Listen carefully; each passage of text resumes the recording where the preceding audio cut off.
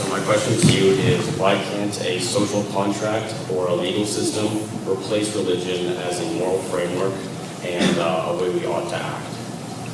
I think it's because of the gap between what we articulate and what we don't know. Something has to fill that gap.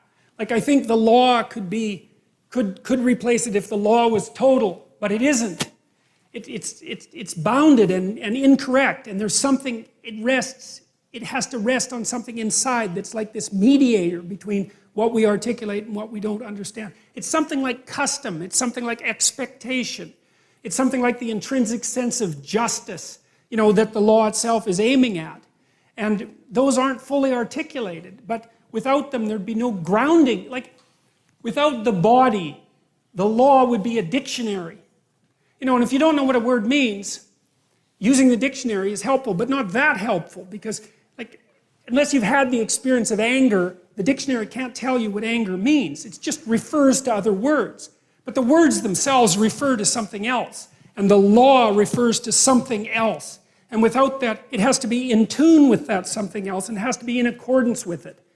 And so I don't think we can ever delineate the proper body of laws, and that's also why like ideological utopias, see, the ideological utopias dispense with the transcendent.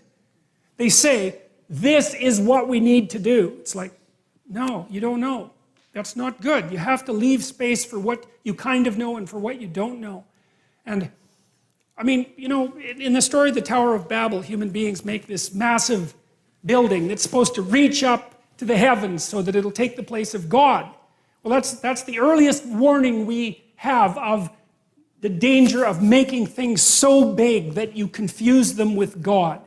And God gets irritated and comes down and makes everybody speak different languages and scatters them. It's like, well, that's what happens when you try to make something a totality, is that it starts to fragment inside and disintegrates into catastrophe. And so it's almost as if we have to maintain this articulated space inside the dream, inside the custom, something like that, because otherwise it doesn't work.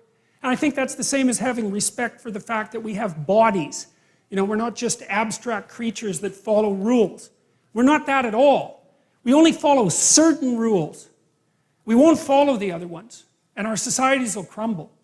And so, we just don't know enough to articulate the entire landscape of behavior with articulated rules. Not at all. We can't do it. It's beyond us. Yeah, yeah.